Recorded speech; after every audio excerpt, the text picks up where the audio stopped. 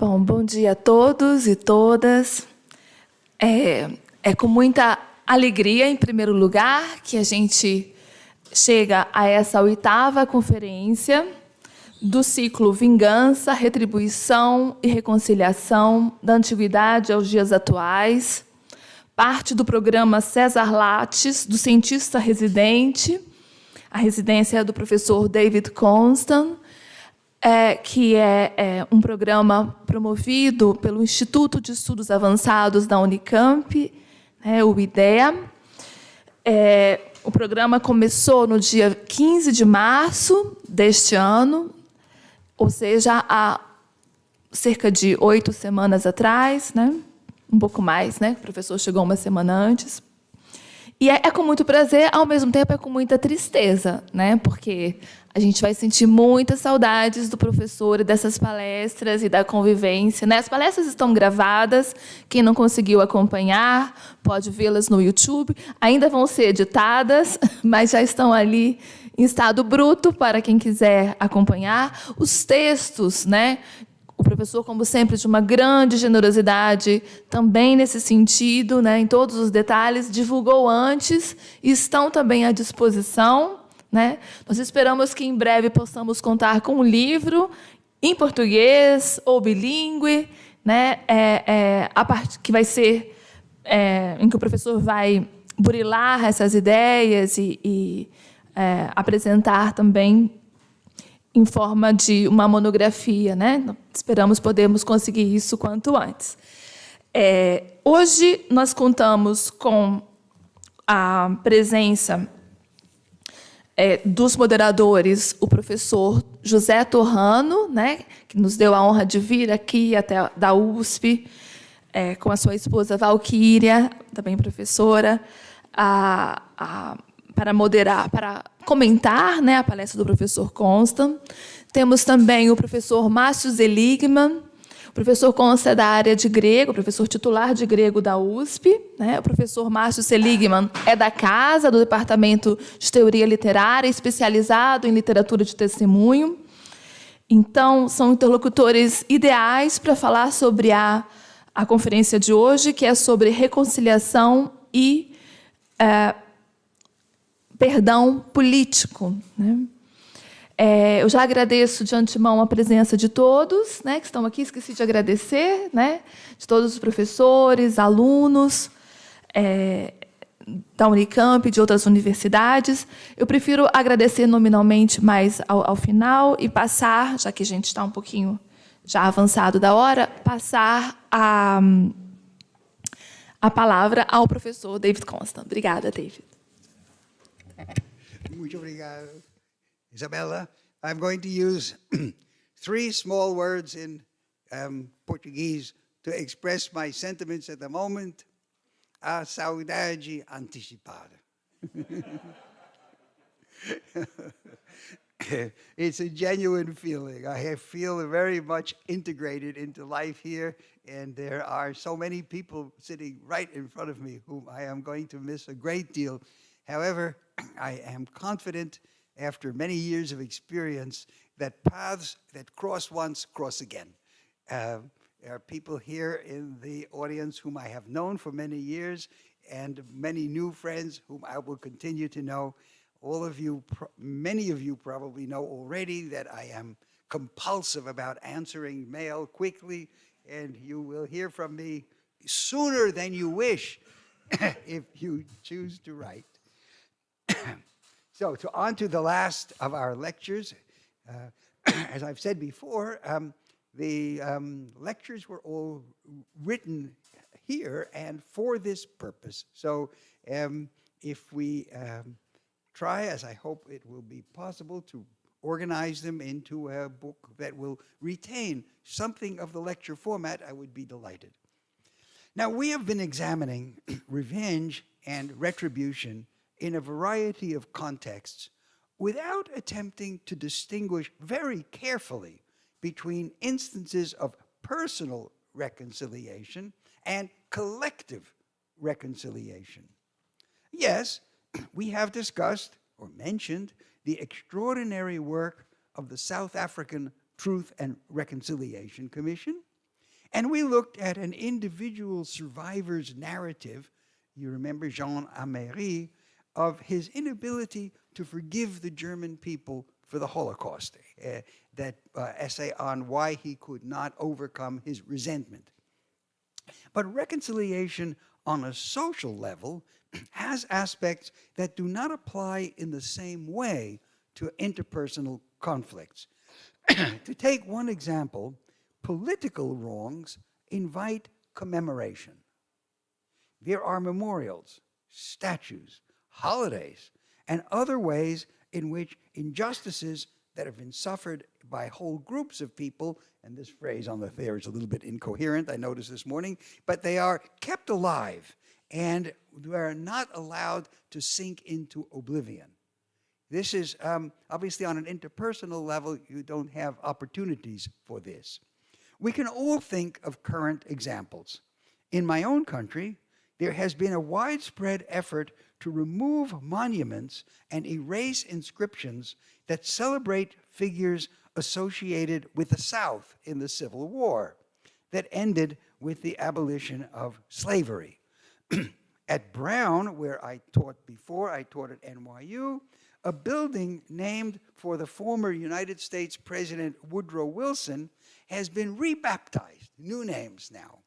And the similar challenges have been effected at Princeton University, where Wilson was once president.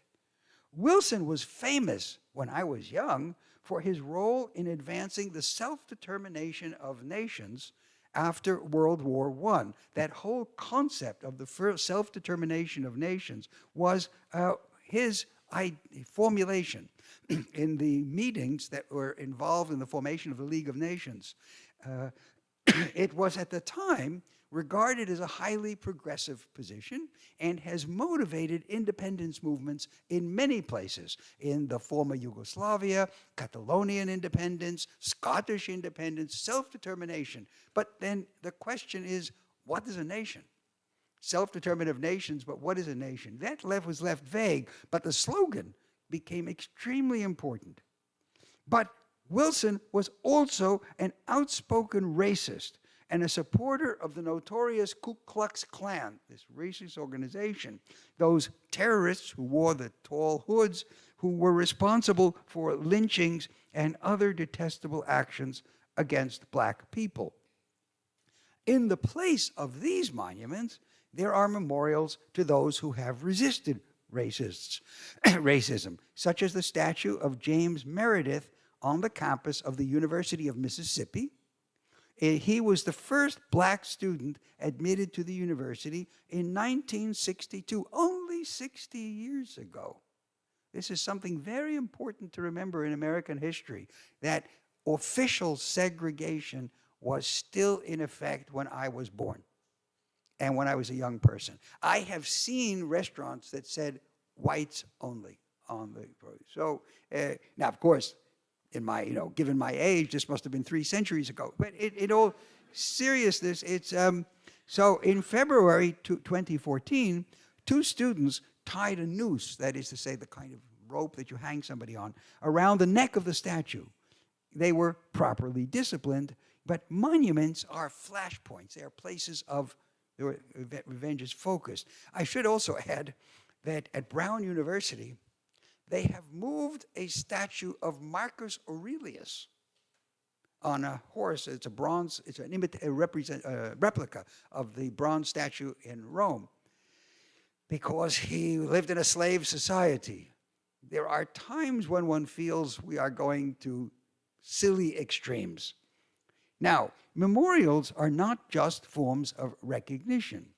They can also be accusatory when they celebrate people who have been victimized by reminding people of past offenses and potentially ascribing continued responsibility.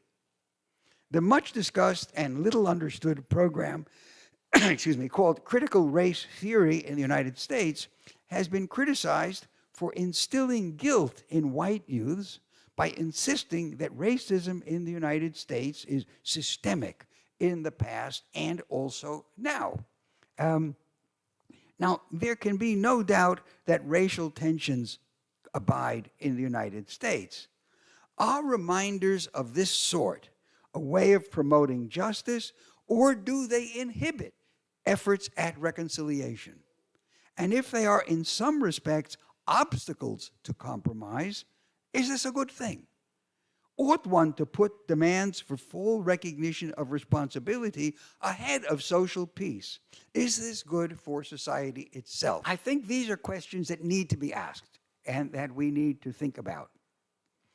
Paula Satne, in an essay called Remembrance Beyond Forgiveness, briefly takes up the case of the particularly brutal dictatorship in Argentina from 1976 to 1983.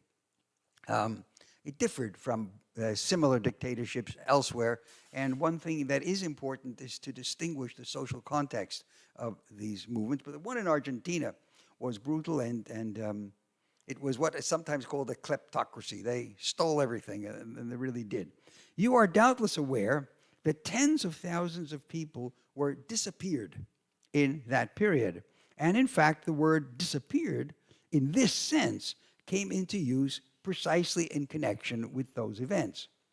There were detention centers in many parts of Argentina, most notoriously the one located in the Naval School of Mechanics, or in the Spanish initials, ESMA, in Buenos Aires. The most famous form of resistance and demand for accountability for these crimes was the movement known as the Abuelas de Plaza de Mayo, that is, the grandmothers, the abuelas, whose age gave them a certain but highly provisional immunity from persecution. Age and gender, I would expect, too. In the 1990s, the former Argentinian president Carlos Menem promoted legislation to declare an amnesty and convert the ESMA into a monument to national reconciliation. As Satne, whom I've been quoting, reports, on the 24th of March, 2004, the then president, Nestor Kirchner, quoting, declared that ESMA was to become a site of memory. The property was transferred from the military to the city of Buenos Aires, which in turn gave it into the custody of various human rights organizations. One of the slogans adopted by many of those organizations, and going back to the early days of the struggle against the dictatorship, is neither forget nor forgive, ni olvido ni perdón. Now, Satne makes it clear that she approves of this kind of memorialization. And now I quote her, "The struggle of these human rights organizations exemplify what I take to be a legitimate form of political unforgiveness, which has been inexorably linked to efforts to institutionalize survivors' and relatives' demands to adopt memory as state policy." And here I'm going to continue quoting her, but I just make the point how strong this is when you have reconciliation and the tension with memory, the unforgiveness that it implies. It is a form of unforgiveness because these various human rights organizations and various prominent figures within these movements have consistently and publicly maintained their refusal to forget and forgive. But, as Satne also recognizes, there are dangers inherent in such refusals to come to terms with the oppressors. She explains, refusing to forgive does not necessarily lead to violence. This is simply a false dichotomy between not forgiving and violence. I have been arguing, she says, that the alternative to forgiveness is not necessarily unlawful and hateful revenge. Key political actors can commit to peace and the transition to democracy without having to commit to forgiving perpetrators of serious wrongdoing. As the case of Argentina shows, she says, political actors can make their demands within the framework of the law without resorting to violent acts of revenge. If we believe that violent revenge is impermissible, then political groups that engage in these acts can be criticized on those grounds. The problem is not with commemorative rituals per se, but rather their use as provocations by some groups who have not fully renounced violence. That's Satney's view. Now, perhaps you feel, as I do, that this is not a very satisfactory account for many reasons. That it is, revenge is fine as long as it doesn't cause any trouble. That's the basic message here. As long as you do it nicely, you don't have to forgive precisely, but you really have to, in English children, American children have an expression, to make nice. It's when you are little children, they have a little quarrel, and you say, make nice with each other, play nice. And these are serious violations, and the notion that they can be so easily contained perhaps has a problem. Also, and I continue now with my text, even nonviolent protests may be met with violent responses. You get out there and you're not violent, but they are. And what do you do then? But more important, what guarantees that such protests will help to secure social peace? The absence of violence in itself is no answer, since the protest or the memorial may stimulate hostility in the presumed offenders. I build up a statue, but somebody puts a neck noose around it and indicates, so if I put a statue of reminding, the people on the other side will be provoked. So is there an absolute right to inculpate, meaning to assign guilt, for certain kinds of crimes so that social benefit need not be included in calculations concerning social actions of this kind? What I mean by that phrase is, if I'm going to build a monument and I suspect it will cause further conflict and tensions, do I have the right to do so without taking into account those consequences? Or should I say, well, there are conditions in which I may not be violent, but I can plausibly expect that violence will occur. In which case, should I not memorialize? Those are the questions I'm asking. Now, it's not my place to explore events here in Brazil, which are better known to everyone in this audience than they are to me. But I would like to mention simply as caravanas de anistia. Anistia. Right, excuse me. The caravans of amnesty, organized by the Department of Justice many years ago, which traveled from city to city, offering a platform on which victims of abuse under the military dictatorship could communicate their experiences and request reparations for what they had lost. It was an extraordinary movement. I would remark only that one of the functions of the caravans, and not, I think, the least significant, was public recognition that they offered to those who had been silenced under the dictatorship. The question of amnesty has, as you all know, been highly controversial, and certain aspects of it are unique to Brazil. But whatever else may be said about it, the Brazilian amnesty does not reflect the original Greek sense of the term, which is to say a refusal to remember, a kind of social amnesia. And amnesty and amnesia have the same Greek root. Memory, as preserved, articulated, and asserted in the caravans and elsewhere, carries a powerful charge and may reopen wounds or expose those that have never healed. I take the liberty of quoting the conclusion of a thoughtful and detailed study by Fábio Fernandes Carvalho Viçoso under the title, Whose Exceptionalism? Debating the Inter-American View on Amnesty and the Brazilian Case. And now I quote from this text. All things considered, it may be said that amnesty was needed for the democratic transition in Brazil. Similar things have been said about the Spanish transition, although there was no amnesty there from Franco to democracy. This statement, I continue to quote, does not mean that this past political choice is unchangeable. Brazilian people may change it, and maybe it is time to start this process in Brazil. But people should consider whether to do so under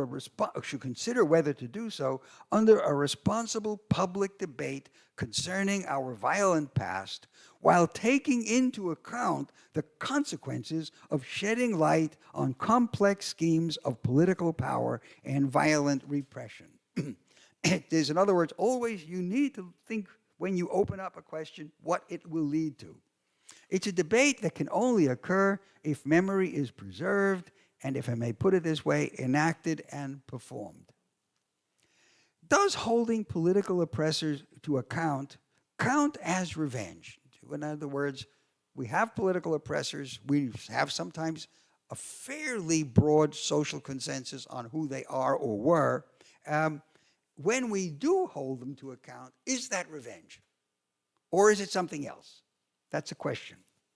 Are wars manifestations of revenge? Here again, there are various views. Kit Christensen, in his book Revenge and Social Conflict, fairly recent, cites the view of the classical philosopher and social commentator Nancy Sherman in connection with personal violence on the battlefield. Nancy Sherman is teaches in Washington, D.C. She's an expert on Aristotle, and more recently has become something of a public thinker on questions of war, reconciliation, and so on in the United States. A very capable, serious, intelligent woman. And she writes, or rather, she's quoted here, after interviewing a wounded soldier who survived a battle in Afghanistan and experienced the satisfaction of revenge at having killed enemy combatants who killed some of his friends in the same unit, Nancy Sherman argued, and here the Christensen quotes her, that it seems unreasonable to deny him the pleasure of that desire, the revenge, the pleasure not just of anticipatory revenge and actual revenge, but of reliving, revisiting, and reimagining his revenge. We have said, quoted in the past, I think as recently as last week, but if not very long ago, the idea, I think it was just last week, that revenge is sweet in anticipation. But once you are actually in the position to exact it, it can be a kind of disgusting thing. Do you really want to be torturing the person as that person tortured you or others? Is that how you see yourself? So revenge, Aristotle himself had said, the pleasure in anger is the anticipation of revenge. But when you actually have it, then the pleasure goes away. And so I was particularly quoting Nancy Sherman here because she also says there is pleasure in reliving and remembering the revenge. You can see where this is coming into connection with memorials and statues and inscriptions and so on. Now, Christensen replies here, weighing the disvalue, bad value, of the inevitable carnage of war-making against whatever value there is in some individuals in a collectivity feeling better about both it and their membership in it. I like to use simpler sentences, but when I quote, I can't reduce them to simplicity. It is by means of that violence by means of that violence inflicted on the enemy group purportedly guilty of wrongful harm, to put it simply, yes, that soldier might feel good about it. But taken as a collective, the revenge that you get when you wage war against, of any sort, civil war or international war, against any kind of aggressor or oppressor, the pleasures you get for it are minuscule in comparison with the harm that is done. That's the thesis. And Christensen adds, leaving no doubt about his absolute rejection of revenge as a motive under any circumstances, he says, but again, going to war to regain collective pride, and I want to put an emphasis on that word pride here, is always a disproportionate response and therefore unjustified. Even if that kind of pride and the avoidance of the kind of shame that is its opposite can be valuable in their own right. and even if the wrongfully abused party was innocent of provocation. They've attacked me. I would give an example here. I don't remember if he was thinking of it, but the response of Great Britain to the Falkland Islands crisis. I think the answer that Christensen would have here is the British were unprovoked in a sense. They were unprovoking. They didn't provoke the violence. The Argentinians began it. There is nevertheless no justification for the British response. I think we could safely conclude that this would be Christensen's, even though one of the consequences of the British response in the Falkland Islands was the end of the Argentinian dictatorship. Not to be forgotten as one of the consequences. By no means Margaret Thatcher's necessary intention, but it was a consequence. Applied to internal conflicts within a nation, Christensen's judgment would be the same. Revenge is never a good motive. So are we to understand then that it is never right to be angry and to seek retribution on the basis of one's anger? For this is exactly what revenge is, as I have argued, on the basis of Aristotle's analysis of anger. What is more, it's absolutely certain that actions motivated by revenge are it's a question here. Is it absolutely certain that actions motivated by revenge are invariably more violent and excessive than those motivated by a calculated desire for justice and retribution? Last week, we considered reasons for reversing the popular disparagement of revenge, not only distinguishing revenge from retribution, as we did earlier, but suggesting that revenge may be the more moderate of the two motivations, despite the apparent attractiveness of Seneca's Stoic ideal of impassivity, that you should never act under emotion at all. The view that revenge is a positive motive has its defenders. For example, Rachel Stein, in her book, Vengeful Citizens, Violent States, which we actually mentioned in the earlier lecture, writes in what almost looks to be a direct reply to Christensen's view that we cited. She says, I define revenge as a core value, rooted in the belief that wrongs deserve to be repaid. Now, I've been noticing that it's not rooted in that belief, but we'll come back to this. This is an explicitly non-consequentialist belief about punishment. And what she means by that is it does not judge the rightness or wrongness of a punishment based on its consequences. So you see the argument we're having here. I don't care. I get my revenge because that is a natural instinct, and if it's going to lead to chaos, that's not the problem. That's not my problem. From a consequentialist perspective, punishment that is looking to the consequences, punishment is justified only when the good it does outweighs the harm it causes. That's what Christensen's argument is all about. It always causes more harm than it. That may be right or wrong, but that's the position he holds. In contrast, revenge refers to the belief that when a wrong has been committed, giving the perpetrator his or her just deserts is a righteous act in and of itself, regardless of what happens after. In other words, justice requires that those who hurt others be made to suffer in return, even if doing so causes more harm than good.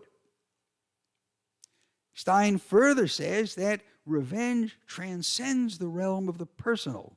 People want to see wrongdoers get the punishment they deserve as a matter of general principle, not just your individual desire.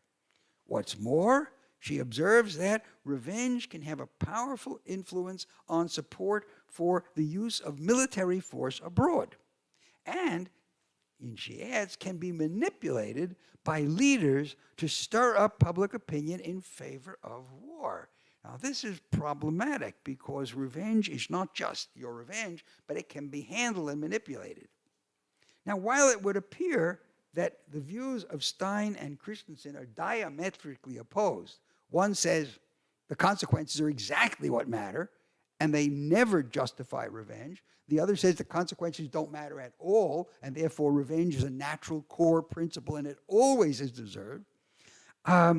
they're so opposed as to cast doubt, I said, on whether social scientists have achieved any clarity at all on the matter of revenge. In fact, and this is my argument, the difference would appear to be one of stipulation, how the definitions are drawn.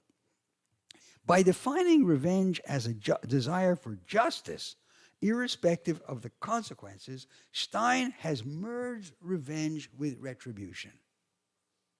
Christensen, in turn, sees revenge as quite different from the straightforward desire to see justice done. He separates out the justice. So this is the way these two arguments are.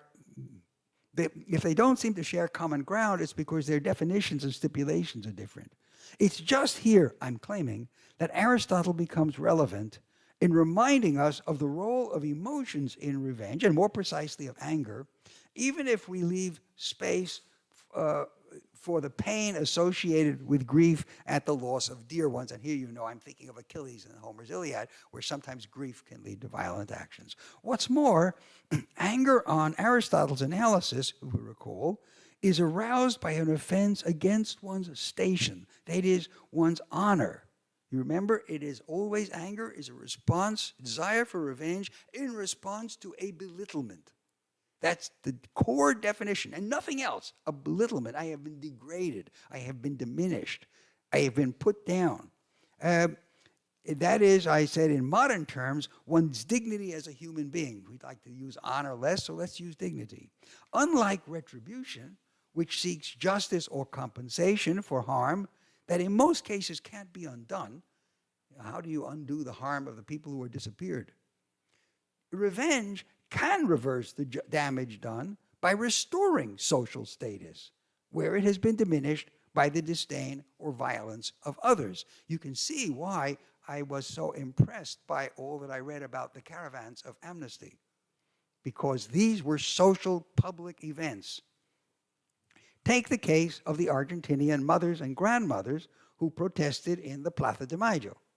Yes, they were seeking information about their loved ones who had been killed, but they were also demanding recognition of the sort that Judith Herman spoke of in last week's lecture.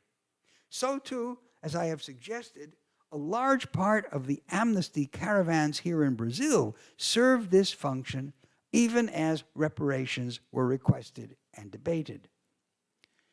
There is one crucial difference, obvious to all of us, between revenge in contexts of war and cases where it is directed against a regime of one's own state. It lies in the fact that, in many but not all cases, the persecutor and the victim are related as members of the same community, unless the oppressor and oppressed belong. But I'm not looking at that form now. Where the conflict is between members of the same group, and even sometimes the same family, the question of vengeance assumes a special complexity. Because if it's between nations, okay, they're the enemy. If it's within a country, how do you define the enemy? How broadly should you consider it? A particularly poignant example involves the exposure and persecution by Jews of fellow Jews who collaborated in one fashion or another with the Nazis.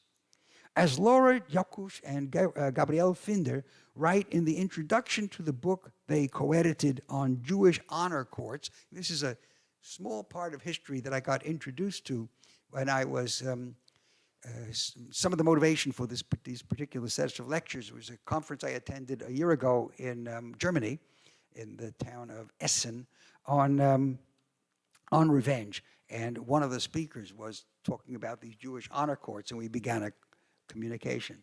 Anyway, this is what they write. Although the subject of Jewish collaboration became taboo in Jewish circles in the 1960s. In other words, the Jews that collaborated with the Nazis, it became a subject you couldn't talk about, at least among Jews and even elsewhere.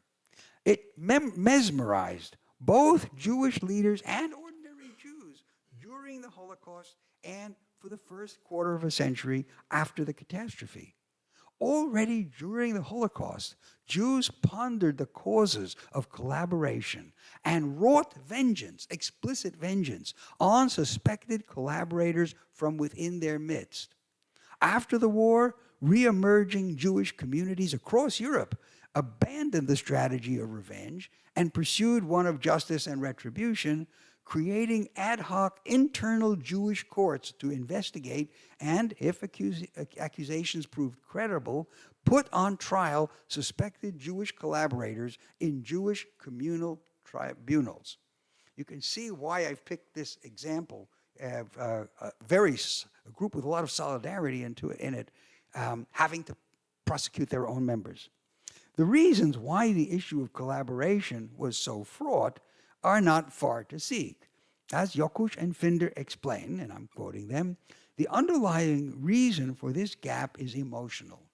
For decades, the subject of Jewish collaboration and the post-war encounter with it struck a raw nerve in the Jewish world, and the sensitivity of the topic has inhibited scholars from exploring it properly in their writings. Some topics are sensitive. I think we all can think of others. The greater temporal and emotional distance of today enables scholars to ask historical questions about Jewish societies in various places and points of time, and how they dealt with putative, that is, supposed collaborators in their midst. Rather than feeling the need to engage in moral questions of attributing blame or valor, the scholarly discourse has now moved from a moral to a historical plane. Is a historical plane amoral? I want to just ask that question in connection with it. Do we as historians, surely critical judgment of a historian demands a moral awareness, even of scholars? Or do we really? I think their expression of what they meant to say is a bit awkward. If you look back on these issues, certainly you have to take a position of an understanding of whether or not moral activity was engaged in. But let's be fair. Jokusch and Finder mean, I think, that the intense emotions that may inhibit even the examination of an issue may fade over time and allow for a more dispassionate, but certainly ethical, analysis of the events. And this is an experience familiar here in Brazil, as well as I should imagine. Now, Jewish people, I'm going to quickly take a look at the time. Okay, I'm still good. You know my habit of looking at the clock to be sure I'm not boring everybody too much. Okay, now Jewish people have developed a deep sense of bonding, nourished over millennia of persecution. I recall the shock that Jews inside and outside Israel felt at the assassination of the then Prime Minister Yitzhak Rabin in 1995, among other reasons, and not least among them, because his murderer was a fellow Jew. This was something that in the Israeli press was a constant theme. What is more, under the Nazi regime, Jewish collaborators were by no means exempt from persecution, and one might reasonably perceive them as fellow victims, compelled to serve their tyrannical masters. And so we could retain some sense of solidarity and empathy in the face of a common enemy. What I mean by this is, well, they were collaborators, but think of the circumstances under which they collaborated. You know, you're told that if you don't identify so-and-so, your children will be murdered. Think about situations that are real and the kind of suffering that they might have gone through, and the moral damage done to such people would be so great that you could feel a certain kind of sympathy.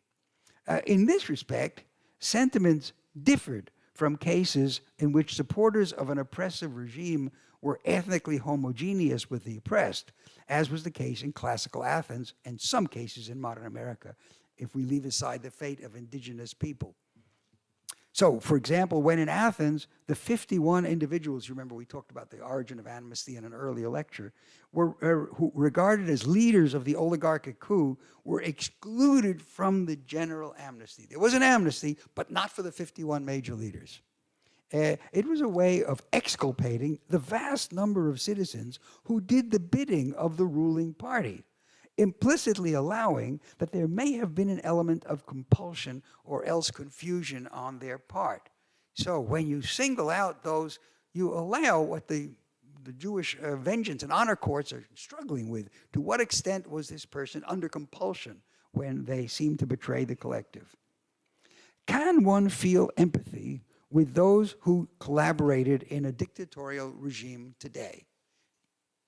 Can we say with Bishop Tutu, as we noted in the third lecture of this series, that even the supporters of apartheid were victims of the vicious system which they implemented and which they supported so enthusiastically?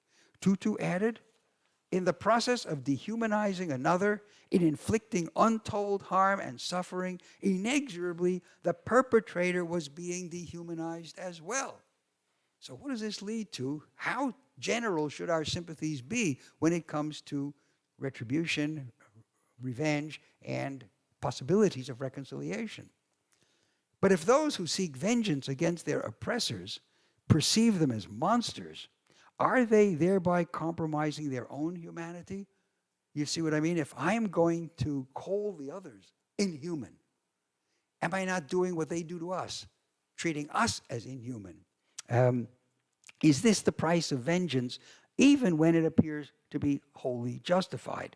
It just should, as many have observed, one more sentence, it's characteristic of genocides that the group designated for elimination is regarded as less than human.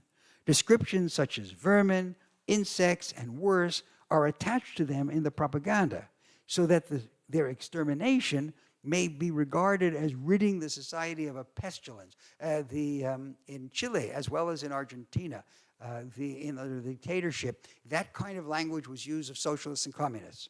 I collected examples of it from the press for earlier work that I did. They're cockroaches. You step on them. That produces the possibilities of annihilation. So I have argued in this other context, however, that mass slaughter in the classical world, including the destruction of entire populations, such as happened to Troy. You remember? Troy was completely wiped out. Or were typically described as being motivated not by contempt for the humanity of the other, but rather by anger at a perceived betrayal or offense. Let me just stop here. We've read the Iliad, or some of it. You've seen descriptions of Hector. You've seen descriptions of other figures. They are not monsters. They are not vile. They are respected. Some of the most important deities in the Greek pantheon, like Apollo, are on the Trojan side. When I was young, there was a movie about the Second World War. I was born before America entered the war, and so I remember these discussions. There was a movie made shortly afterwards called God is My Co-Pilot. It was about fighters and airplanes bombing Germany, and their co-pilot, the pilot sitting next to them, was God. Now, what you could never imagine in the Second World War was anybody making a movie that said God was also their co-pilot. But in Homer, yes. In Homer, God is the co-pilot of some of the gods are. It's one of the great advantages of polytheism, that you can see virtue in the other side, because some gods are with them. When you have only one, it's very, I shouldn't go into that too far. But if you are motivating your destruction, not by these are contemptible, vile figures, but they did something wrong, and the wrong was a diminishment and it deserves reaction, then you don't have to look at them that way, and yet you can still justify the revenge as the Greeks and Romans often did when they spoke of, they betrayed us, and so we have to do this in revenge, but it does not require their diminishment. That kind of destruction does not count as genocide in the modern sense, as defined by the United Nations Convention on the Prevention and Punishment of the Crime of Genocide. Genocide, in this technical sense, is limited, and I'm quoting from the convention, to acts committed with intent to destroy in whole or in part a national, ethnic, racial, or religious group as such, note as such, massacres committed for other reasons, as happens in war, do not necessarily count as genocide, even if the result is similar or the same. It's very difficult. I should just mention the word genocide was coined by a brilliant historian, a refugee from the wars, named Raphael Lemkin, Lemkin. If you look up genocide in the dictionary, the etymology will be given with his name, any dictionary. And I had the unusual privilege of working for him when I was young. I was 16 years old, and he was writing an encyclopedia of genocide, which he never completed. He died before he could complete it. And it was on genocides of various kinds. And he had young people, or sometimes older, I suppose, doing research. And my assignment was the St. Bartholomew's Day massacre in France in 1572, where Catholics massacred Protestants. And there was a great deal of very violent behavior, torture, and all kinds of other things. So that was when, at the time, as some of you know, when I was doing this at 16 years old, I was not a classicist yet, and I wasn't thinking ahead of any of this stuff. I was a mathematician, and but I don't even remember. Well, I vaguely remember how I got to work for him. If the destruction of Troy or Carthage count as examples of revenge, revenge is a pretty terrible motive. And so I make a certain kind of distinction. The Romans did claim that if you were going to engage in war, you needed to have a reason on the part of aggression of the other side. They had a whole system, the so-called fetiales. These were priests who would go to the boundary between two countries, and they would make clear all the sacrifices and make clear that the war was in response to a certain type of aggression, and then one of the priests would throw a spear across the territory, and then everything broke loose. Okay. I'm going to go down to the next paragraph. The one that starts, we have reached the end of our explanation, because this little part in here is a little complicated. Okay. So we have reached the end of our exploration, limited as it necessarily has been, of the nature of revenge and retribution and their respective roles in processes of reconciliation. Although there is a great deal of overlap between the concepts of vengeance and retribution, to the extent that, as we saw several times, some have argued that there is no difference at all between them, I have promoted the utility of distinguishing them in such a way, moreover, that is not to the disparagement of revenge, as is so often the case. Revenge, I have been arguing, in the footsteps of Aristotle, is the objective, the aim of anger. And I have inferred from Aristotle's account that revenge just is retribution or retaliation motivated from anger. When I say inferred, I want to make clear what I've done here. Aristotle said, what is anger? Anger is a desire for revenge, for an insult. He did not say revenge is motivated by anger and only by anger. You could believe anger is a desire for revenge, but maybe certain other emotions are also desires for revenge. Well, they wouldn't. That would be confusing, because if you wanted to have a definition, anger is a desire for revenge, and then you said, well, pity is also for a desire for revenge. How are they different?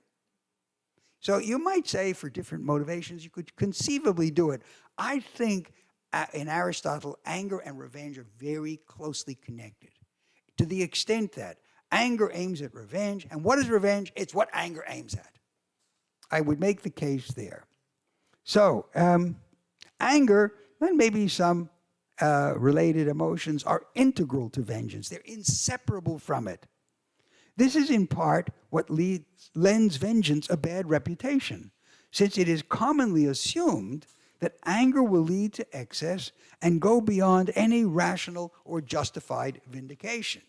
Retribution, on the contrary, is, I have claimed, or stipulated, I've said it is, precisely dispassionate retaliation, the aim of which is some form of just deserts, that is, compensatory loss or suffering on the part of the offender. So if I'm angry, I want revenge. If I'm going for retribution, I am looking for justice, a quid pro quo. Retribution may thus seem like a limited form of punishment, an eye for an eye, and no more than that, which was the ameliorating intention of the lex talionis. The expression an eye for an eye has often been defended, and it occurs, I believe, even in the Code of Hammurabi, but certainly in the Bible, Hebrew Bible. It's often been defended as it's not encouraging you to take out somebody else's eye. It's telling you don't take out two eyes in revenge for one. In other words, it's a limitation on compensation rather than an encouragement to revenge. But fair requital, doing back what is first, is also liable to subjective measurements and may go well beyond a precise equivalence of offense and penalty. Odysseus kills 808 young men for occupying his estate and wooing his wife when they believed that he had long been dead.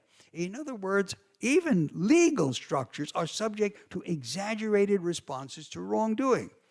I have already mentioned, I believe, the so-called three-strike rule in the United States. It's a term derived from baseball. 3 strikes and you're out. It is when you, the ball goes over, the pitcher throws the ball, and either it's in the right zone and you don't respond, or it's in the right, any zone and you try to hit it and you miss it.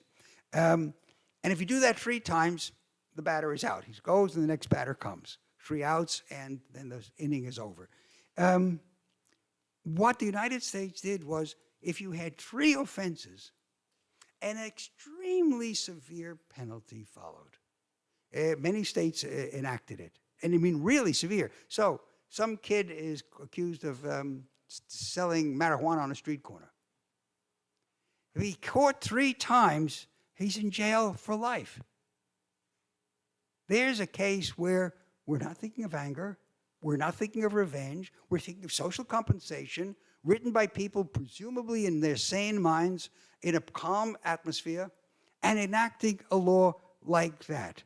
There are also in America, I don't know if they are here, I expect maybe, judicial guidelines. They become extremely prominent a few decades ago, prescribing minimal penalties for various offenses, such as possession of small quantities of illicit substances. And they've been equally merciless. What the minimum penalties do is they take away from the judge the right to assign a proportionate penalty.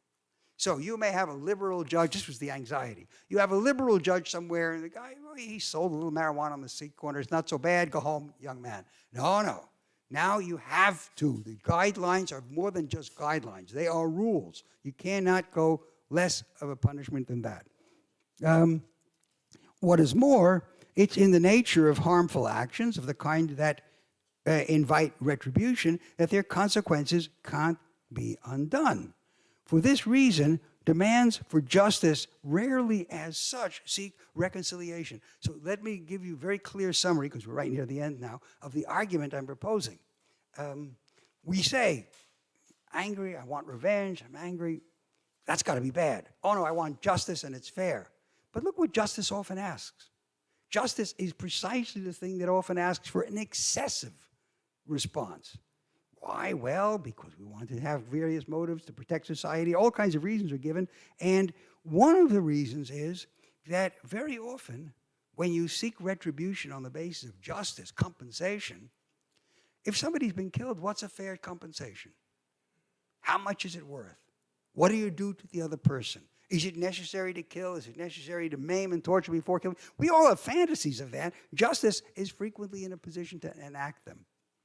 Revenge, on the contrary, insofar as it aims as restoration of status and dignity, can achieve its objective without necessarily subjecting the offender to savage treatment. It demands recognition, not castigation. Recognition, moreover, as we have observed, is a public matter. One regains one's status in the eyes of the community at large. This is the kind of compensation which survivors of traumatic attacks aspire to, as Judith Herman discovered in interviews and in the course of years of experience with victims of abuse, and she spoke to us last week. What is more, revenge is not predicated on the dehumanization of the offender.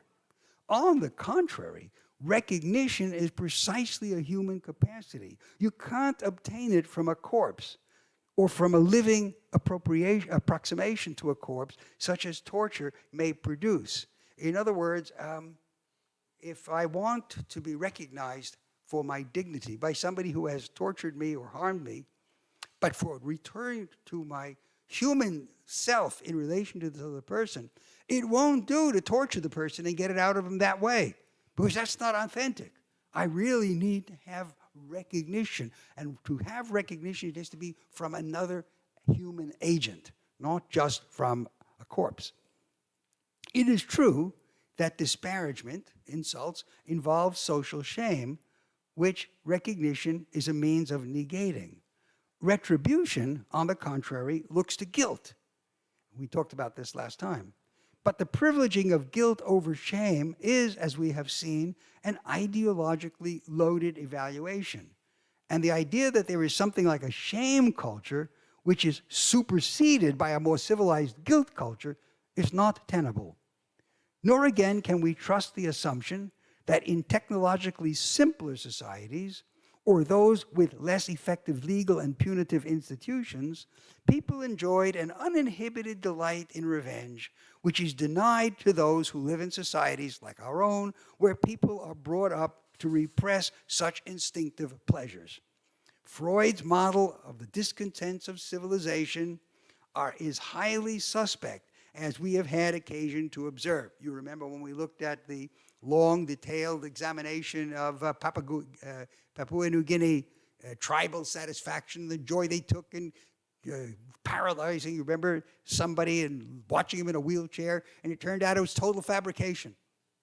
It was a fabrication easily believed, even by the fact checkers in the New Yorker magazine who published this article, and in the book that came out afterwards, because everybody took it for granted. Of course, we inhibit revenge. The natural instinct of human beings is to enjoy it. So we have to be very careful about these things. Forgiveness is noble, no doubt. As the expression has it, to err is human, to forgive is divine. Do you say that in Portuguese too? Yes, I imagine. But rather than taking this saying as exhorting all of us to forgive, we may better read it as restricting forgiveness to God, who is properly empowered to absolve us from sin. In other words, Voltaire is quoted as having said, forgiveness is God's business. And people have taken this as a kind of irreligious sneer. I think he was right. In the Bible, as I said before, in the Hebrew Bible, there is a word for forgiveness. It occurs 35 or 40 times, and only God is the subject of that verb. So, among human beings, rituals of forgiveness, which include humble apologies and confessions, along with a commitment to reform that amounts to a conversion, may be understood, as William Miller put it, as exercises in self-humiliation. But if they are, the goal is again to restore the honor of the offended party. It's not so bad to have a little bit of self-humiliation going on. Nor is this a concern only in so-called honor cultures. Change the vocabulary to dignity, and we readily recognize its crucial importance to societies at every stage of material development. If anger is a response to degradation, as Aristotle maintained, and if what anger seeks is revenge, then revenge consists precisely in the restoration of dignity. This need not require the humiliation of the offender. It is enough if one's restored status is acknowledged. And now in the very last paragraph, dignity is a subtle substance. And once it is compromised, it's not easily reconstituted. The harm lingers, whether the offense is to an individual or to a social group. Thus, bearing witness is an ongoing process, and monuments that preserve the memory of the offense are needed, not to stand as obstacles to reconciliation or to distress the offender, but to serve as reminders of the need for respect. Revenge doesn't replace justice, reparations may be in order where damage has been done. Punishment, too, has its place. And yes, anger, too, may run amok and drive a person to desire reprisals beyond all reason and attainability, as we saw in the case of Atreus in Seneca's tragedy Thyestes. But of course, that was a tragedy written by a Stoic who believed you should never get angry. But where anger, individual or collective, is directed to restoring due pride and dignity, and the social recognition on which these are based is a positive force, and I believe a firm foundation for social harmony. And now, just before we have our commentators, it's just a moment for something slightly different. I owe this to Isabella.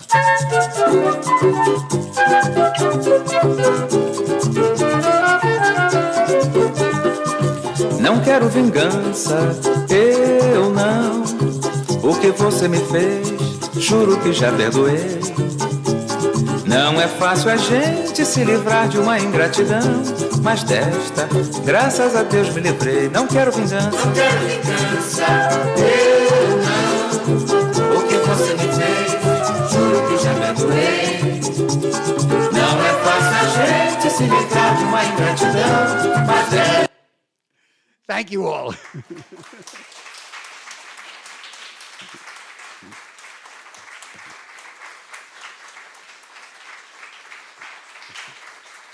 Surprise.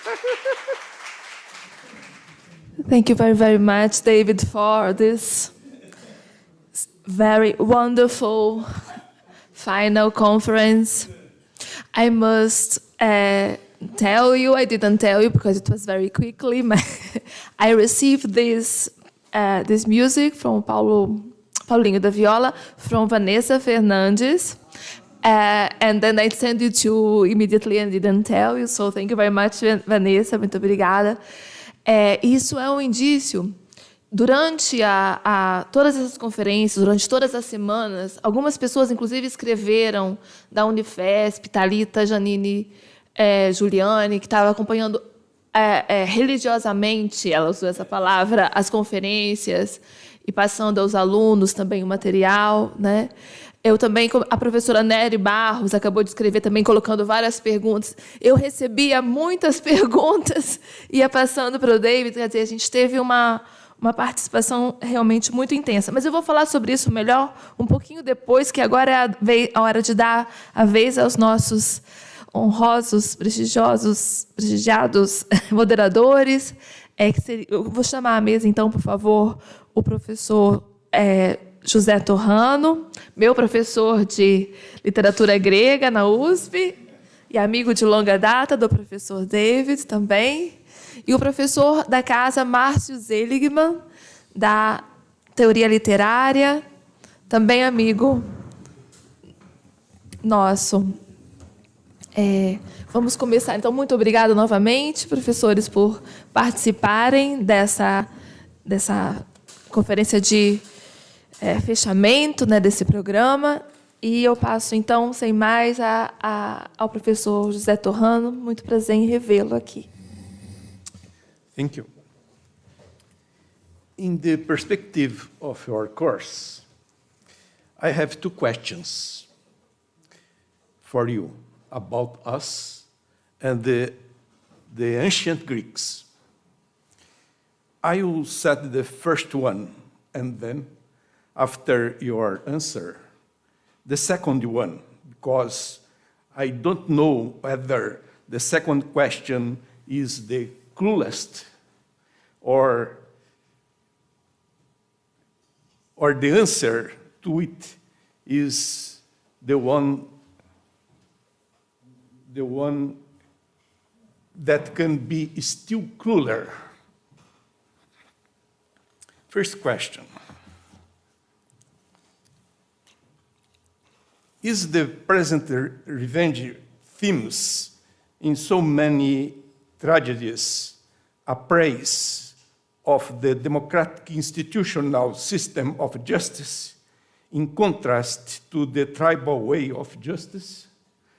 Or is the institutional system of justice felt by average Athenian citizen as a prolongation and the continuation of the revenge, that is, of a tribal way of justice?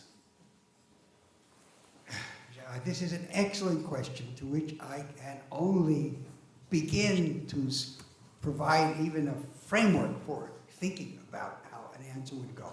So let me just, first of all, we need to ask ourselves whether revenge is tribal and some other form of legal retribution is more advanced. And one of the questions I have been dealing with all along, one of the issues is to try to question that contrast, that in fact there is no such radical distinction. And if that's the case, then we would expect to see, yes, a development of institutions. So there are definitely formal legal institutions in classical Athens that do not appear as such in Homer's poems. Maybe they were there, maybe they weren't, but they're not in Homer's world. And so once that happens, have these legal institutions, or make it more personal, our own legal institutions eliminated revenge? Or are they vehicles for revenge? Channeled maybe, but vehicles for revenge. I see at any period a contrast between a desire for repayment and a desire for social esteem. I was arguing that in Homer, there is one way in which Achilles desires social esteem. There is another way in which Ajax says, even when a loved one is killed, you accept compensation. And one of the trials that is illustrated on the shield of Achilles shows exactly such a situation. So there is quid pro quo. This has been the harm, this is the reparation.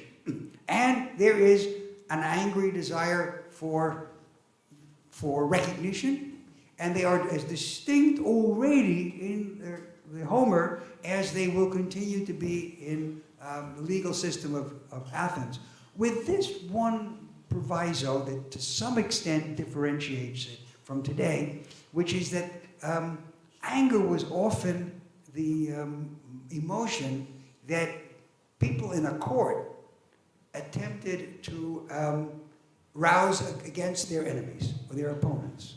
So sometimes court decisions themselves, even though they are legal institutions, could help to serve and deflect motives of revenge. So in that way, I think, once again, there's a continuity even within the legal system. That's the best I can do in a kind of tentative answer to that question. It's an excellent question that I myself, and I'm sure all of us still need to think about. Many, if not most, of your lectures have had war, genocide, and crimes as the backdrop. Maybe because this terrible wrongdoing keeps happening periodically along history. I wonder if we could assume there's a homeostasis in human history, a homeostasis by which the best and the worst elements of human nature alternate and prevail in turns. Would Thucydides be right in his expectation of necessary bad returns in the course of history? If so, would it be necessary to change our subjective attitude towards the good and the evil and their relationship as the ancient Greeks did and as they were? Once again, a great question. I will answer it in two ways. First, by the way, John had the kindness to send me his questions in advance so I could think a little about them. It didn't help. I'm still wondering. I remember back when war was raging in the former Yugoslavia. And various arguments were raised. And one commentator, an astute one, said, one thing you must take into account in any discussion of those wars is people like to fight. They like war. Don't imagine that they don't. War serves the purpose of giving people pleasures. And it is something which, if you're going to eliminate for its consequences, you oughtn't to overlook the fact that in fighting there is a kind of natural instinct. I imagine this is true. But if it is, we nevertheless justify our actions because we know that there are consequences in different ways. One of the questions I've had for myself in this connection is precisely the one of reducing other people to monsters when we destroy them. And I have asked myself, is this a consequence of democracy? Is this a consequence of our modern notion of universal human dignity? So that if we do destroy someone else, we don't just say they deserved it. We have to exclude them from the human race before we feel justified in doing so. If that's the case, then there have been changes in genocide and warfare. The changes are in the form of the motivation and the way these are justified. In a time of massive means of communication, the ways of viewing other people as subhuman become very easy to propagate. And I would say here, just as a subjective matter, in my own country, where the political polarization has reached a certain extreme, we are again seeing a certain tendency to characterize your opponent in very vicious terms. Terms that go far to denying their membership in the human race. It's not enough to say they're on the wrong side, they did this or they did that. No, we have to go further and regard them as non-human as such. And when that happens, we have a very dangerous kind of situation that may arise precisely in the context of a modern ideology of human equality. Because in order to treat people as non-human, not deserving that equality, you have to diminish their human status. So that's a partial answer to your second question, Joe. Thank you. Well, first, thank you very much, Isabel, for the invitation to be here. Thank you very much, David, for your brilliant talk today. Well, actually, hearing you, I was thinking so many things. I will make a few comments because we do not have a lot of time, and then make you some questions. Well, I'm organizing now an art show in São Paulo about a Argentinian photographer, Marcelo Brodsky. And Marcelo Brodsky, he's very political in his work of arts. He's very engaged in human rights, and he started dealing with Argentinian dictatorship, but then he's working in all world, in Africa, in Thailand, everywhere where we can find problems with human rights. Unfortunately, it's quite everywhere nowadays. So, well, just to tell you that in my art show that I am organizing, we will put some images from Marielle Franco in a very important avenue in São Paulo, Avenida 9 de Julho. And I'm quite sure we will have a reaction because she was murdered there is about 5 years, and until now it was not solved how was this murder. And she was a black lesbian politician, very engaged with poor people in Rio de Janeiro. So there is many people in Brazil hate hated and still hate this woman, although she's already killed. And I'm quite sure there will be a reaction. But for me and for Marcelo, this artist, it's important to put this her image there just as a memento to what she means and how important it is to remember about this woman and to fight for justice. Well, it's just one thing that I was thinking when you were speaking about those issues of the consequences of those memorials. Should we do or not? Well, I think that sometimes we have to do it. It's important, especially in Brazil, where we have, unfortunately, a tradition of forgetting our crimes. Those crimes, especially political crimes, or slavehood, and all that this kind of thing.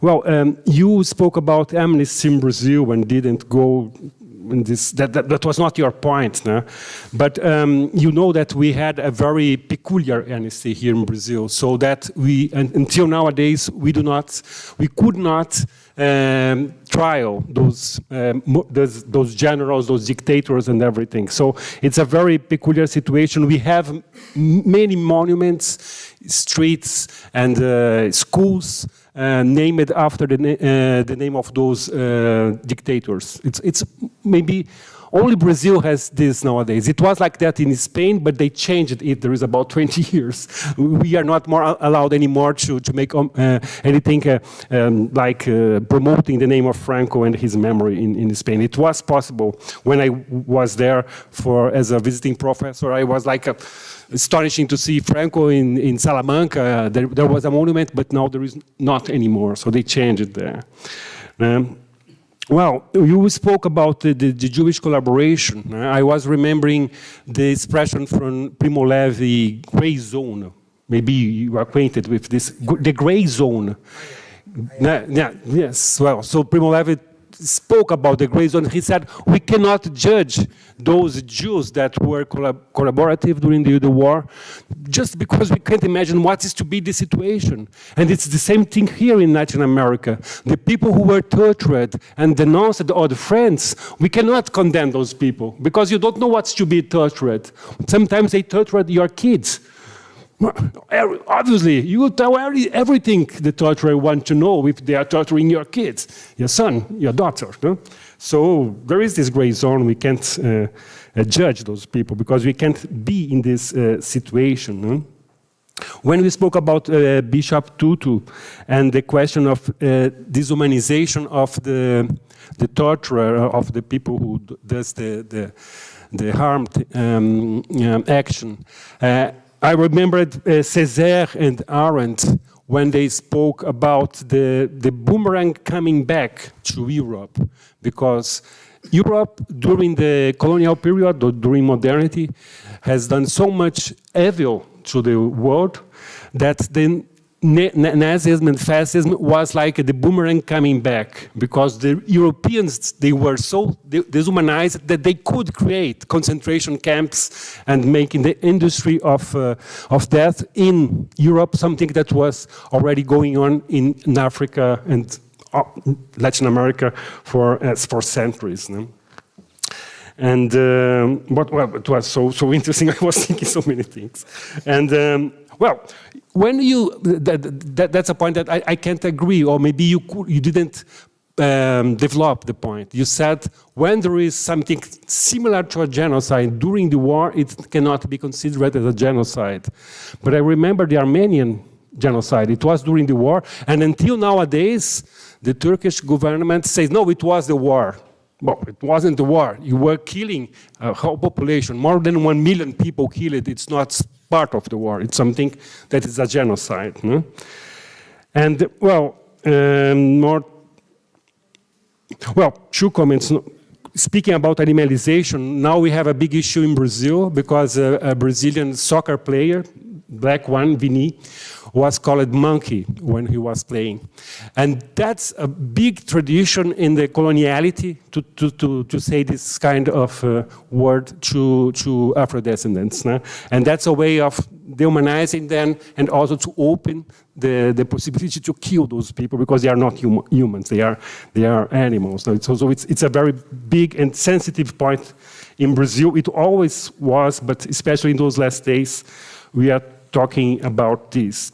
But now let me make some questions, maybe 2 questions.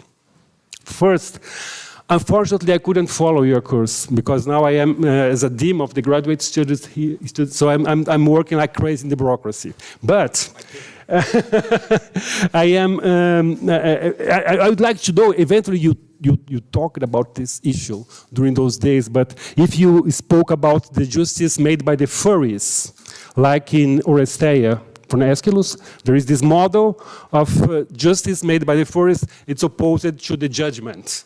So it's a beautiful ancient model of 2 models of justice. No? And finally, this contrast you made between Christensen's point of view, she criticizing vengeance, and Stein defending the way how vengeance can be important in making politics. Maybe the more important point, I think, in this discussion is that you have to take a position in the discussion, but in a political way. I'm thinking here about Walter Benjamin and his philosophy of history. You are acquainted with Walter Benjamin, and his thesis on the concept of history he wrote in 39-40. And there he says that vengeance, hate is they are very important elements in the construction of memory and politics to destroy the continuity of governments that are doing harm to the most part of the population. So for him, we have always to identify with people who are explored, who has been politically in a very long situation of exploitation, and those people, they have to organize those affects, the feelings, in the way to use this hate, this desire to vengeance, to make a revolution. So that's a political point of view. I think I felt that we needed a little more politics in your way of speaking about vengeance and hate, as if they were only feelings. They are not only feelings. They are feelings that people feel in political situations. And Walter Benjamin is, I think, maybe a good author to think when we have to reflect on the connection between affects, feelings, and politics. So those 2 questions, the Furious, the Aeschylus, and Walter Benjamin. Thank you. Thank you so much. These, again, are splendid questions. We did talk about the Oresteia and the humanities at an earlier time, not considering exactly the different roles, but rather Athena's way of reconciling them, which was half threats and half bribes, giving them some function and subordinating them. So we looked at them from that point of view. The notion of whether or not anger is necessary to motivate revolution, in a way we looked at it when we discussed Stoicism and the idea that a demand for justice or piety or respect or affection could substitute for anger and was sufficient motive. But we do have to ask whether it's true. One of the I briefly digress. The Stoics, I may have mentioned some of this before. I don't think so, though. The Stoics, as we know, cultivated a belief that human beings should be without the more violent emotions, any of them.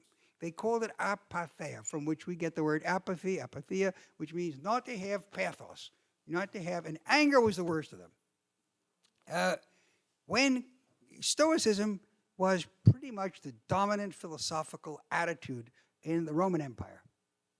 When the Christians came along, they had to deal with an angry God.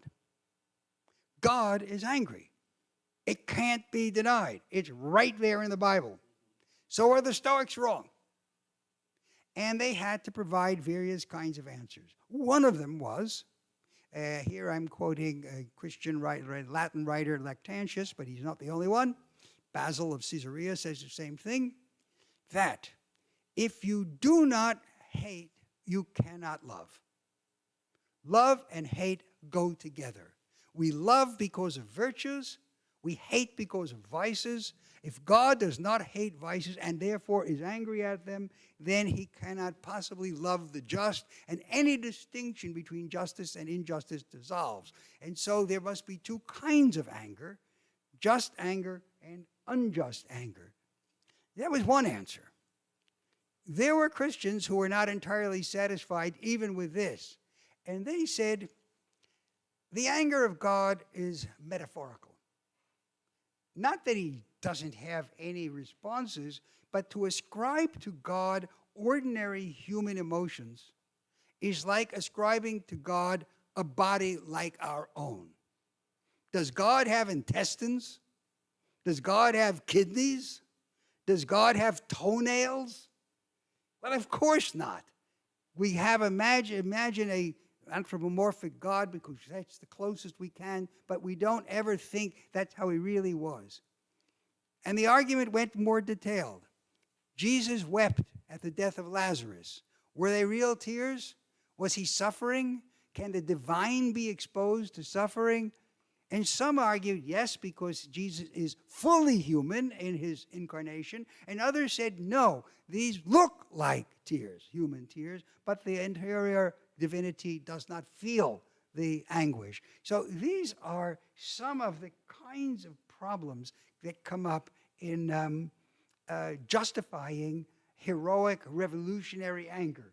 I would say I would take those sentiments seriously, and we can admire the extent to which Christians have felt themselves, despite many of the ethical premises, justified in being angry with others and taking all sorts of violent behavior toward them, which is part and parcel of this critique of Europe.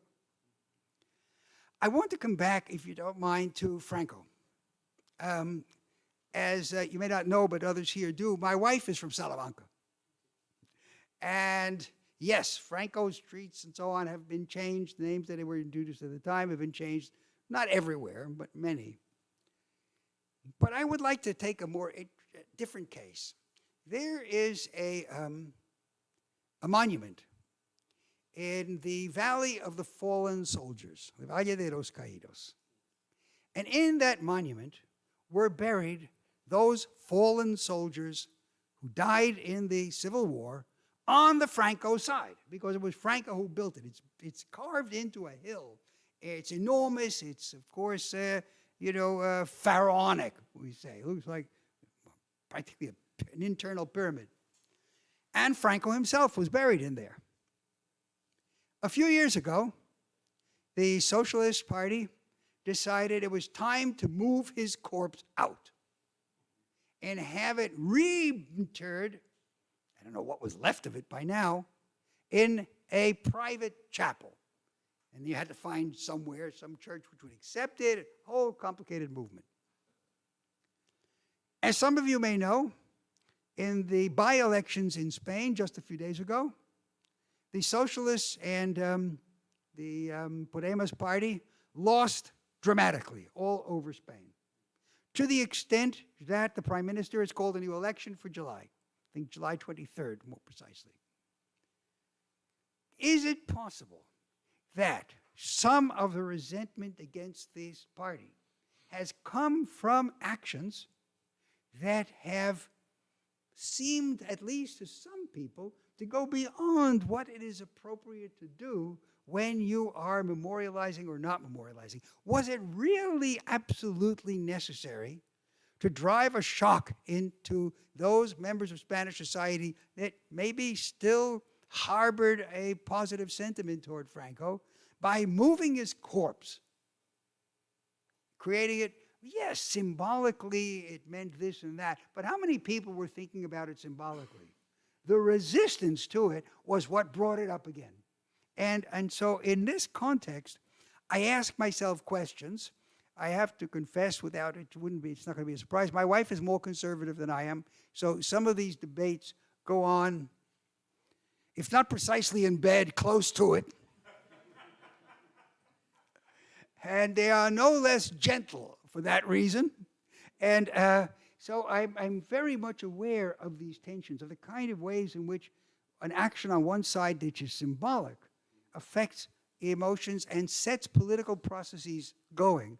And this is where the consequentialist versus the non-consequentialist issue boils down. If we hadn't done that, now, be sure the removal of Franco's body was by no means the trigger for what's happened in Spain now. If you wanted to point to anything at all, it's a major, major motive, it's immigration. Spain has gone from about 3% immigrant population maybe 30 years ago to probably 25% today. Unlike the United States, which has had a history of immigration always, this is a traumatic change in any culture. And it is being played on by various people in various ways. So I think but it reproduces some of the tension, Europe and outsiders. Among the immigrants are people from primarily Romania, Morocco, and Latin America, especially Ecuador, and to some extent, Ecuador and Colombia are two of the main places. So this is not an answer, it's comments and reflections in response to your reflections, which they have stimulated in me. Thank you. Não sei se há perguntas da plateia. É o professor Mário Martins e o Gabriel. A gente está com um pouquinho de pouco tempo, então, então eu acho que eu vou encerrar as perguntas ali. Nós temos também perguntas para o YouTube, sabendo que também podemos depois passar as questões ao professor, né? A não ser que tenha alguma coisa muito urgente mesmo. Bom, não sou boa moderadora, eu gosto de ouvir e não gosto de controlar o tempo. Mas, professor José Mário... Okay, thank you. I am Argentinian. In fact, I was born in Spain, but I am Argentinian. And my question is about Argentina. We have in Argentina several military interventions in 1930, 1943, 1955, 1962, 1966, and 1976. And in all the cases, except the last one, the militaries that took office were not punished at all. I mean, they governed the country during some years. Always they did bad governments, but they were not punished, except the last one in 76, from 76 to 83. And now the militaries in Argentina are really punished, and there is a part of revenge and so on. There is a rational sentiment in many Argentinian people, which is the following one. Militaries need to be punished because we don't want that military interventions would happen anymore.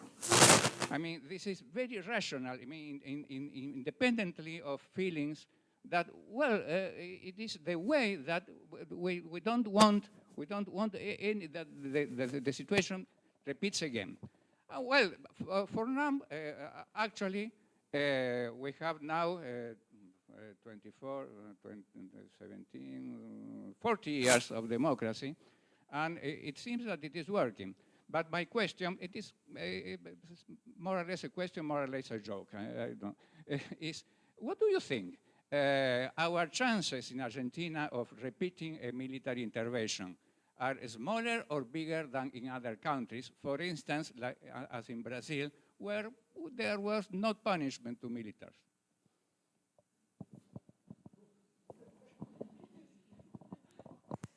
Mario, that's a very difficult question. I wonder if I can sidestep and go aside a little bit and think of two other countries where military dictatorships have been in existence for substantial periods of time. I am thinking of Pakistan and Turkey. And I'll tell you why I moved to those places, and then we could think more. In Pakistan, the military controls everything, whether or not there's a civil government. And it's not a question of punishing the military, it's a question of disbanding expanding it. It is a question of making sure that all of the leaders are removed from positions of power and that it finds itself subordinate to civil government. We had an episode like that in the United States with General MacArthur, when Truman he was the most powerful military figure, widely respected. And when his judgment came against that of the president, he was dismissed. And it could have been a potential crisis, but the civil society had the resources to deal with it. And that's the issue. In Pakistan, you never get any retribution to them or to the generals or to the secret services. Now, the other example is Turkey, and there I bring it in for a good reason. For many years, Turkey was, the military really predominated. And one of the things about the military in Turkey is that it was indebted to the ideology of Kemal Atatürk, which was secular. And the modern Islamist movement with Erdogan, which is alarming to many people in Europe, is a reaction to and an undoing, a successful undoing of that legacy. Previously, Islamic parties could not run for office under the Ataturk regime. There is a case in which, at least in my memory, many foreign political entities were in praise of a military regime that had positive implications. A roughly similar case might be made in the contrasting the transition to democracy in Portugal and in Spain. Because in Portugal, it was the generals who recognized that ongoing occupation of the countries in Africa was unsustainable and led directly to the transition to democracy. The case, of course, in Spain was entirely different. All of which doesn't answer your question, but it does cause me to try at least to avoid comfortable generalizations when I think about these issues. Hello. Thank you, David, for the answer. If you could, Gabriel has raised a question. If you could, we can talk about it later, yes. So, Professor Cristiano Lira would like to speak at the end. But now, if you allow me, I would like to thank the people and institutions without which this wonderful event would not be possible. We have a collection of photos there, if you don't mind, just for remembering all the things we have done, some of the things we have done here in this program. Vou falar, David, if you don't mind, I will speak in Portuguese. Yes, I will speak slowly in Portuguese so that you understand, okay? Então, eu queria agradecer algumas pessoas, instituições, sem as quais esse maravilhoso programa do professor David Konstan não teria acontecido. Eu começo falando dos colegas do IDEA, o professor Cristiano Lira, coordenador do IDEA, o professor Mário Martínez, que fez a pergunta agora, né, que é o diretor do Conselho Científico Cultural do IDEA, também a equipe, a Thaís Marim, o Guilherme Gorgulho, a Janaína, que não só organizaram e divulgaram, como também acolheram muito bem o professor, com muito carinho, e mesmo as nossas ideias mais improvisadas, da minha parte, né, e malucas, providenciaram tudo isso muito bem. Agradecer ao IEL, na pessoa do diretor, o professor Petrilson, que abriu o evento, o coordenador Juanito Avelar, que concedeu uma parte da verba para as diárias, da verba ProEx, ao Saulo e à Mônica, que aqui ajudaram tanto a gente na monitoria e também agora a Mônica com as fotos, né? Agradecer ao FAEPEX, né, que proporcionou a vinda da esposa do professor David Konstan, Pura Nieto, da Universidade de Brown, que deu um curso sobre poesia arcaica grega, ministrado no IDEA, com mais de 100 inscritos, né, entre presenciais e online. Que para a gente dar é sempre um pouquinho uma surpresa agradável, né? a todos que vieram aqui, as perguntas do YouTube. E eu vou agradecer aos demais professores, e que eu vou mencionar agora, na medida que eu vou falando das atividades do professor David Konstan. Antes disso, eu preciso dizer que eu concordo com a sua esposa, Púria Neto, que tienes mucha energia. Sabe? O professor David Konstan não apenas ministrou essas 8 palestras, conferências maravilhosas que aqui nós assistimos, mas também disponibilizou e ministrou conferências na USP, no caso, 3 apresentações na USP, com as professoras organizadas pelas professoras Adriana da Silva Duarte, no grupo de Teatro Antigo, pelo professor Márcio Zingano, na filosofia, né, pela professora Mari Laffer e Paula da Cunha, também um outro simpósio que ele deu com a professora Pura. Ele foi até Minas Gerais, comer um pouquinho de comida mineira e aproveitar para falar na Universidade de Minas Gerais com sua esposa. Fomos nós dois juntos à Universidade do Estado de Manaus, em que nós vamos ver em que o professor não apenas deu uma conferência, como também, no outro dia, de improviso, coordenou 7 comunicações de alunos em português. I don't know how he has done that. Enfim, falou em português lá, né, em Manaus. Foi uma abertura de um evento que inaugurava um centro de estudos clássicos ali, de retórica e gramática antiga. O professor também, essa semana, deu esse colóquio sobre o tempo, no grupo de estudos do Marcos Zingano. Em Manaus, ele pôde comer formiga, piranha, me deu um banho subindo num mirante de 242 graus, eu saí na metade, sambou a noite inteira, eu fiquei em casa, né? Ele conseguiu, ou seja, muita energia. Aqui, particularmente na Unicamp, o professor se manteve à disposição, recebeu os 15 alunos do curso de pós-graduação que ministramos junto com a palestra, e não só os alunos, mas também os colegas, os amigos dos colegas. Eu sou péssima para agradecer, toda vez eu fico emocionada, mas eu vou me controlar. Se eu tivesse que resumir, David, em 2 palavras, né,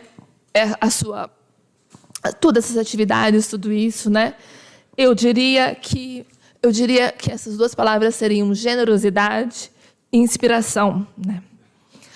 A generosidade não só apenas pelo aquilo que você proporciona, né? Já seria muita generosidade você colocar o seu brilhantismo à disposição de uma reflexão inédita, rigorosa e criativa sobre valores imprescindíveis, não só ao conhecimento da nossa cultura, mas também a questões pujantes, né, que foram levantadas aqui pelos moderadores, pelos colegas, pelos alunos. Isso já seria suficiente. Se ele viesse aqui e apresentasse isso, já seria suficiente, né? Mas não, você ouve... Desculpem.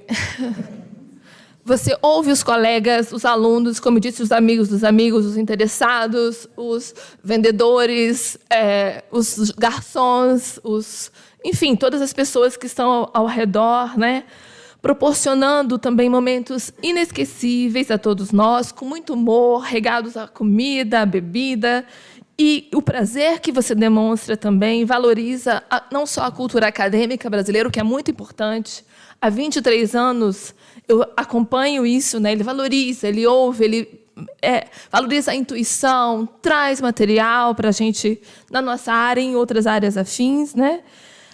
E também a cultura musical e tudo mais que gastronômica, né? Tudo mais que fazem o nosso patrimônio histórico. Você aqui pode conversar com professores, e aí eu agradeço, sinto-se, por favor, agradecidos as que eu estou mencionando, professores da área de psiquiatria, como a Judith Herman, da Universidade de Harvard, o professor Lauro Baldini, na psicologia, professores de direito, né, como o Nuno Coelho, o Alexandre Cunha, os professores da área de história antiga, Paulo Funari, professora medieval, Nery Barros, moderna, Isabel Marçom, Estela Bresciani, o professor do DTL, aqui, Márcio Seligman, Marcos Lopes, que encontramos em outras ocasiões, não é? aos professores, last but not least, os professores da área de clássica, a professora Patrícia Prata, o Flávio, Paulo, né, o professor Torrano, da USP, Carol Martins da Rocha, que com seus alunos também participou religiosamente aqui, né, o professor Luciano, da Unifesp, todos esses que eu estou mencionando agora da área de clássicas, além os da USP, o professor József Krupp, de Budapeste, você não poupou esforços, né, e brilhantismo para, enfim, enriquecer a discussão no país e fora dele acerca desse tema. Então, muito obrigada, David, por tudo isso.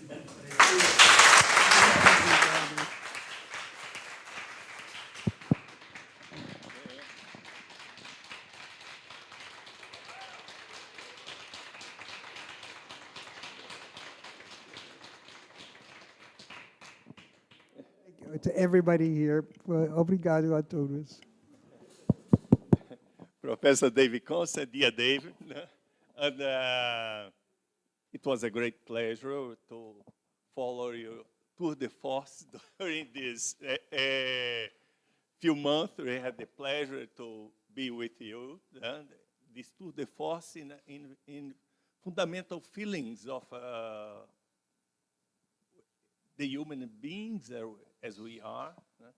And we have met you, we met about a year and a half ago, and Isabella introduced you to myself and Professor Martinez, and we had the pleasure to invite you to be the Scientist Resident of the Cesar Lattes program, coordinated by the Institute for Advanced Studies of Unicamp.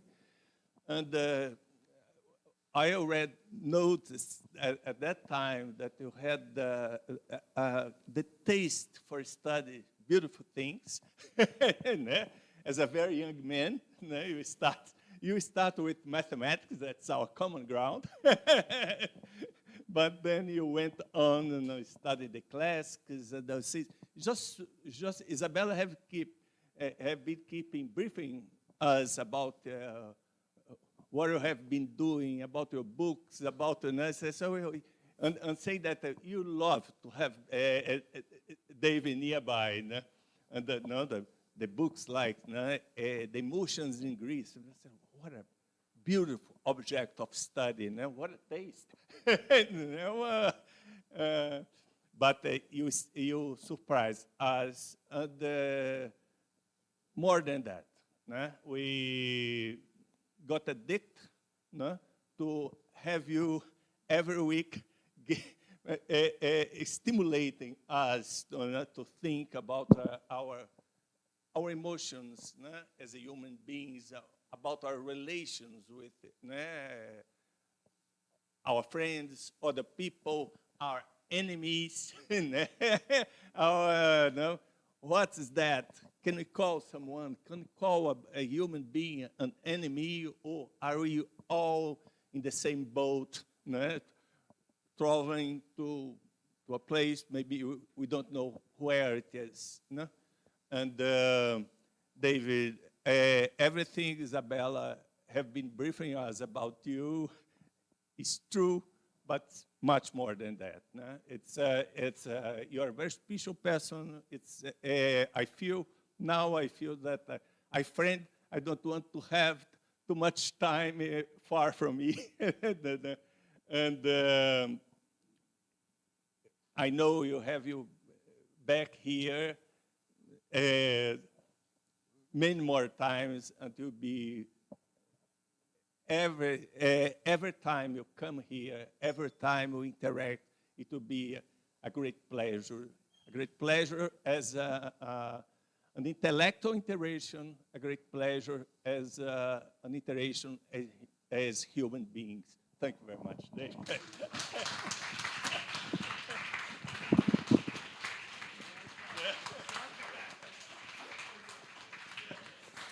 Like the Terminator, I will be back. Quem chorou aqui? Não, eu não chorei. Então, com isso, muito obrigada, Cristiano, muito obrigada pelas palavras e que nós possamos ter você de volta em breve. e também ter o seu livro registrando todos esses momentos. Obrigada, pessoal. Até a próxima, então.